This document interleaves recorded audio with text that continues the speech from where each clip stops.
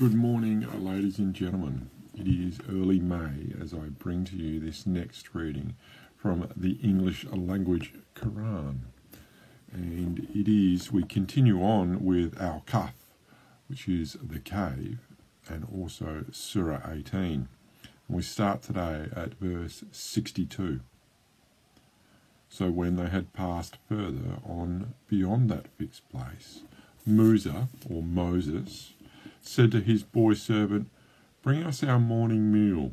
Truly, we have suffered much fatigue in this our journey." And he said, "Do you remember when we betook ourselves to the rock? I indeed forgot the fish. None but Shaitan made me forget to remember it. It took its course into the sea in a strange way."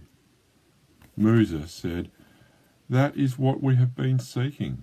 So they went back, retracing their footsteps.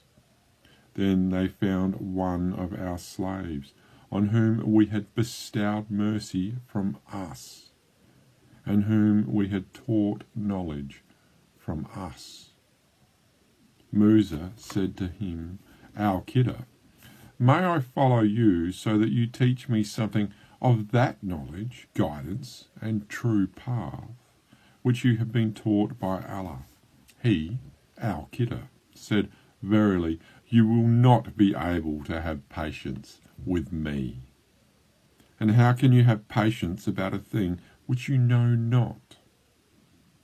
Musa said, "If Allah wills, you will find me patient, and I will not disobey you in aught."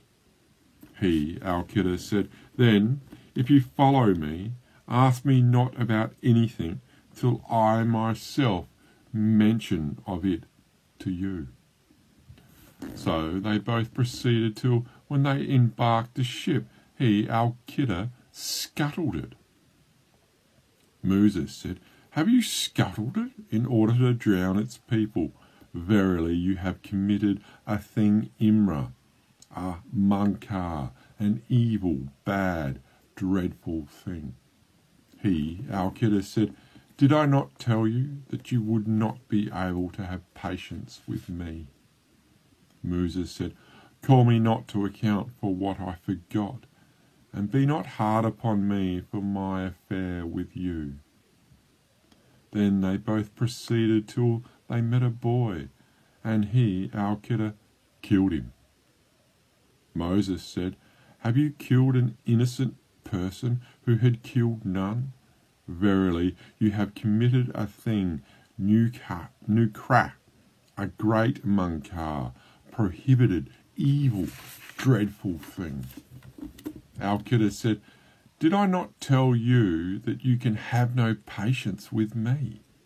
Musa said, "If I ask you anything after this, keep me not in your company. You have received an excuse from me."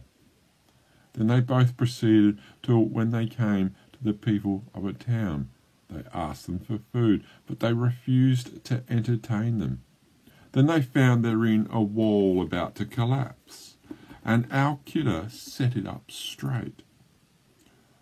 Musa said, "If you had wished, surely you could have taken wages for it."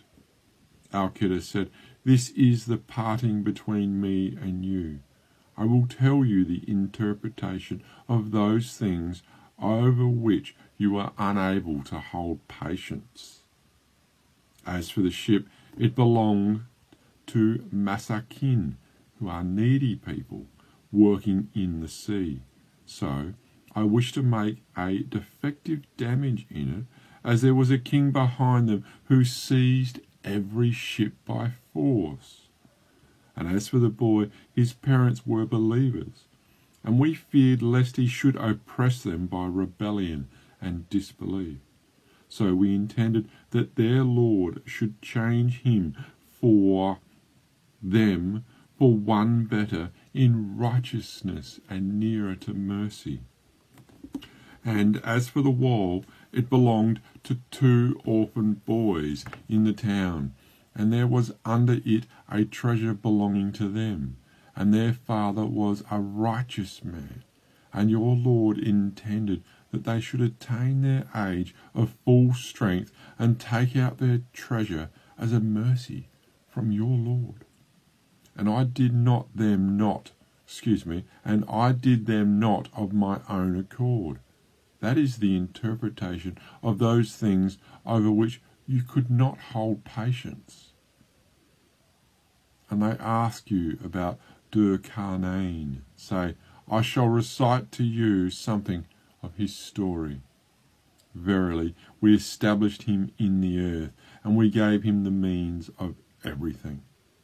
So he followed away, until when he reached the setting place of the sun, he found it setting in a spring of black, muddy, and hot water. And he found near it a people. We, Allah, said by inspiration, O Dul-Karnain, either you punish them or treat them with kindness. He said, as for him, a disbeliever in the oneness of Allah, who does wrong, we shall punish him, and then he will be brought back to his Lord, who will punish him with a terrible torment, which is hell. But as for him who believes in Allah's oneness and works righteousness, he shall have the best reward, paradise, and we, Dul-Karnain, shall speak to him mild words as instructions. Then he followed another way until when he came to the rising place of the sun, he found it rising on a people for whom we, Allah, had provided no shelter against the sun. So it was, and we knew all about him, Dul-Karnain. Then he followed another way. That ends there at verse 92, and it of course continues the story of the cave. I hope and pray that you gleaned some spiritual benefit from this morning's reading, or indeed go on to read some scriptures in your own language and from your own culture in your own time. Thank you for listening. Please have a good day.